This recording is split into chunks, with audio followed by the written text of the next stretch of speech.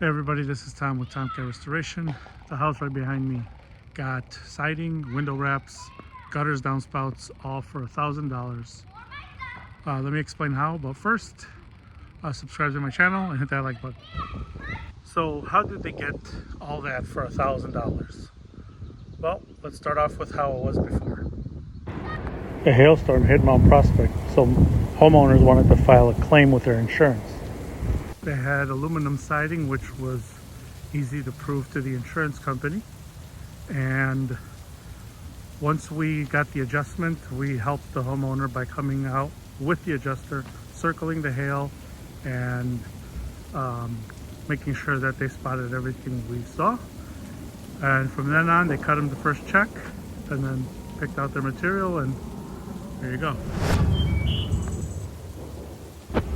Since insurance covered everything, all the homeowner had to pay was their $1,000 deductible. We could do the same for you. Just give us a call or send us an email, or you could even book online on our website, www.tomkatrestoration.com.